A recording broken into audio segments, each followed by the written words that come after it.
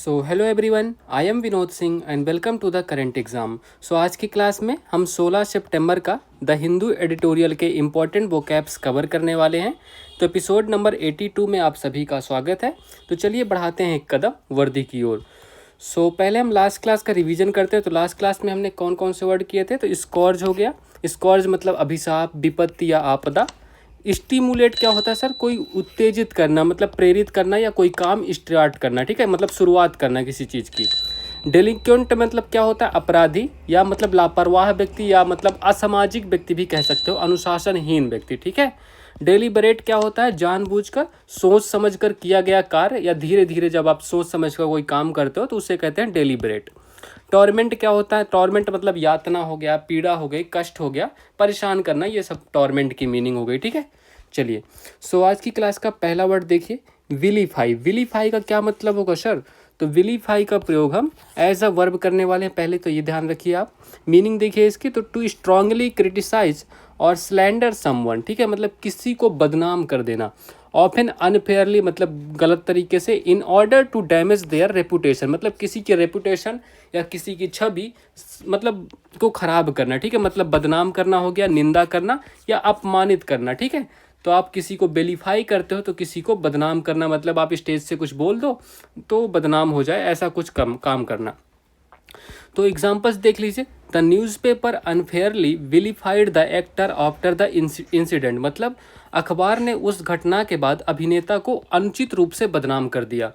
Leaders should not vilify their opponents but engage in healthy debate मतलब नेताओं को अपने विरोधियों को बदनाम नहीं करना चाहिए बल्कि स्वस्थ बहस करनी चाहिए, ठीक है। तो जो कि आप इंडिया में पॉसिबल हो ही नहीं सकता, मतलब यहाँ तो क्या डिबेट तो होती ही नहीं है ना अच्छी चीज़ों पे।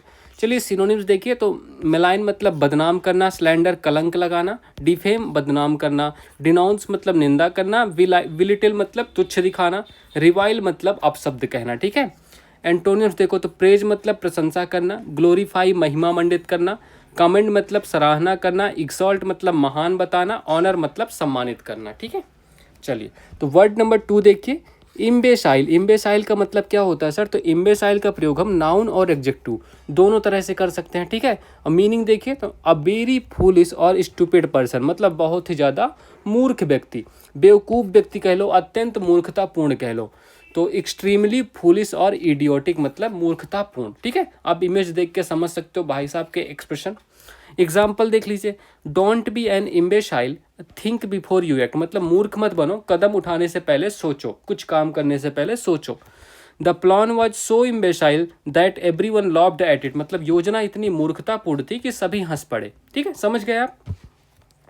चलिए, तो सिनोनिम्स देखिए। तो फूल मतलब मूर्ख हो गया, इडियट बेवकूफ़, मोरॉन मतलब मूर्ख हो गया, डंस मतलब नालायक, सिंपलेटन मतलब भोला मूर्ख, ठीक है। एंटोनिम्स देखो तो जीनियस प्रतिभाशाली, इंटेलेक्चुअल बुद्धिजीवी हो गया, वाइज पर्सन ज्ञानी व्यक्ति, सेज मतलब ऋषि या मनीषी। चलिए, तो वर्ड नंबर 3 देखिए, वेन। वेन क्या होता है सर? वेन मतलब क्या होता है? To gradually. इसका प्रयोग देखो हम पहली बात तो वर्ब के रूप में करेंगे। जैसे देखो चांद नहीं होता, वो धीरे धीरे धीरे उसका साइज छोटा हो जाता है, जैसे आप इमेज में देख सकते हो। तो वेन मतलब डिक्रीजिंग होता है, मतलब घटना होता है। To gradually decrease in size, strength, intensity और इम्पोर्टेंस मतलब किसी चीज़ का महत्व धीरे धीरे कम होना, साइज सॉरी, साइज धीरे धीरे कम होना, स्ट्रेंथ धीरे धीरे कम होना, इंटेंसिटी कम होना, ठीक है।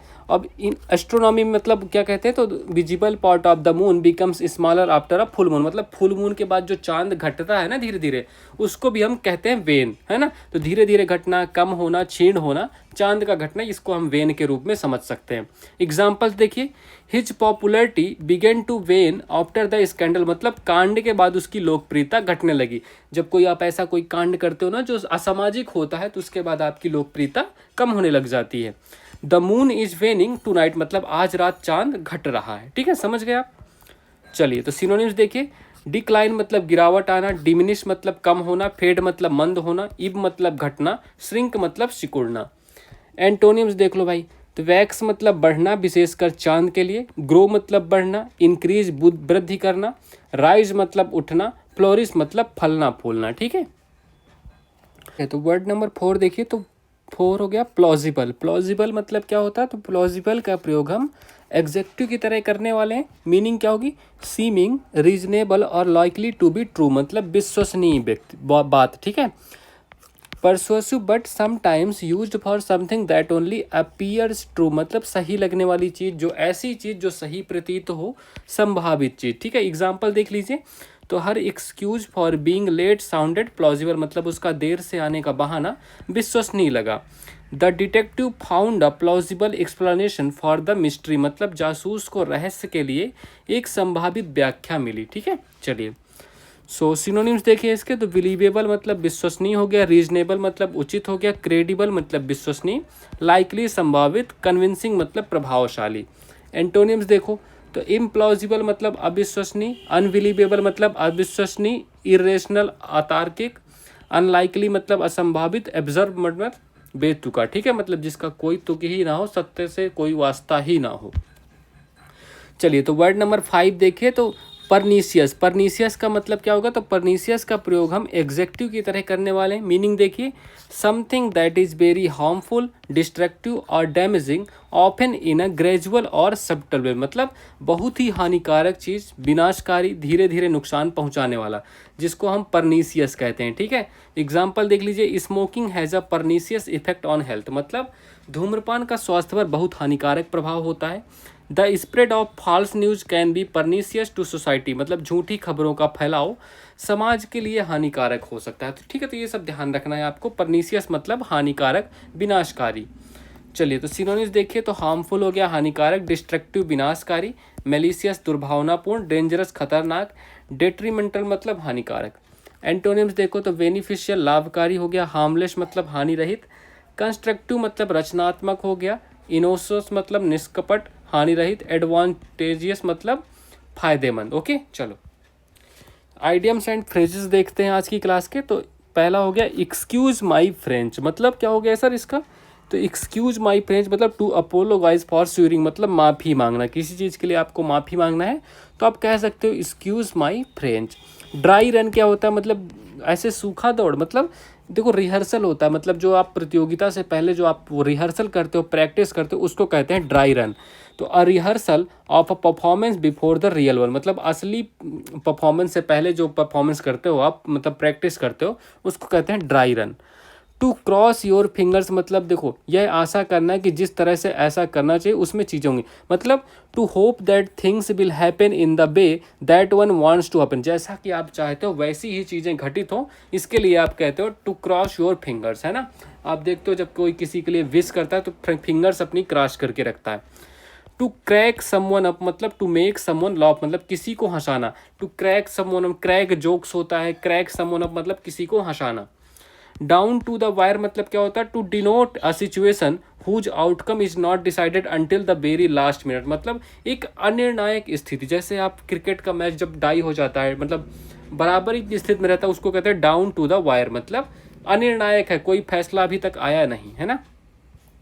चलिए, तो फिक्स्ड प्रीपोजिशन देखिए। तो फिक्स्ड गाइडेड, गाइडेड का मतलब क्या होता है? गाइडेड मतलब इन्फ्लुएंस्ड बाई, ठीक है। तो मतलब her decisions were guided by her principles, ठीक है। तो गाइडेड के बाद हमेशा आप बाई का प्रयोग करोगे। ग्रीविंग मतलब दुख होता है, ग्रीविंग के बाद हमेशा फॉर का प्रयोग करोगे, मतलब मॉर्निंग मतलब दुख। She is grieving for her lost pen, मतलब उसे अपने दुख का प्रतीत कर रही है अपने खोए हुए पेन के लिए। ग्रुप, ग्रुप के बाद हमेशा विथ का प्रयोग करिएगा, ठीक है। ग्रुप के बाद हमेशा विथ का प्रयोग होगा। प्लेस टुगेदर ग्रुप मतलब होता है एक साथ रहना, ग्रुप में रहना।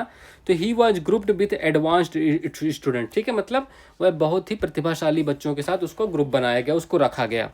ग्रेंड, ग्रेंड क्या होता है? ग्रेंड के बाद हमेशा फ्रॉम का प्रयोग कीजिएगा, ठीक है। ग्रेंड के बाद हमेशा फ्रॉम आएगा। इसका मतलब होगा बेनिफिटेड बाई, मतलब फायदा होना। सी गेंड मच, अच्छा ये ग्रेंड नहीं है, गेंड है, ठीक है। इसको आप ध्यान से देख लीजिएगा, एक बार करेक्ट कर लीजिएगा। तो she gained much from the experience, मतलब उसने अनुभव से काफ़ी ज़्यादा लाभ प्राप्त किया। गुड के बाद हमेशा फॉर का प्रयोग करेंगे, ये तो आप पहले भी कर चुके हो आई होप, है ना। तो बेनिफिशियल पर मतलब आप फायदा होना, गुड मतलब फायदा होना किसी चीज़ के लिए। तो fresh air is good for your health, मतलब जो अच्छी और साफ हवा है वो आपके स्वास्थ्य के लिए अच्छी है, ठीक है, बहुत बेहतर है। चलिए, देखो कल की क्लास का होमवर्क देख लीजिए। तो हमने क्या किया था, इसमें किस पार्ट में ग्रामेटिकल एरर था हमें वो देखना था। तो by this time next year I will had graduated from the college and started my first job in the field of marketing. अब इसमें देखना था कौन सा गलत है। देखो तो ये वाला सेकेंड वाला जो फ्रेज है, आई will had graduated from college, ये गलत है। इसके जगह क्या होगा, यहाँ पर आप प्रयोग करोगे आई विल हैव। ठीक है, तो आई विल, ये हैड की जगह आप हैव का प्रयोग करोगे, यही इतनी ही बस गलती है, बाकी देख लीजिएगा। देखो by this time next year I will have graduated from the college and started my first job in the field of marketing. तो ऑप्शन नंबर कौन सा करेक्ट होगा, तो option number D correct answer होगा, I will had graduated from the college. ठीक है, तो had की जगह आपको हैव का प्रयोग करना, बस इतनी गलती थी इसमें। आज की क्लास का होमवर्क देखिए। तो select the word segment that can substitute the bracket word segment correctly and complete the sentence meaningfully. मतलब each participant have perform well, मतलब अब देखो ईच पार्टिसिपेंट हैव, इसकी जगह कौन सा वो, इसको किससे रिप्लेस किया जाए ताकि ये सेंटेंस बढ़िया सा बन जाए, है ना, मतलब सही करेक्ट हो जाए ग्रामेटिकल रूप से। तो ये आप अपना आंसर जो भी होगा आपको टाइप ज़रूर कीजिएगा कमेंट बॉक्स में। ठीक है, चलिए। That's all for this class. Please like कर दीजिएगा, शेयर करना मत भूलिएगा और सब्सक्राइब तो कर ही दीजिएगा, है ना। चलिए, that's all for this class. All the best, have a good day and thank you every.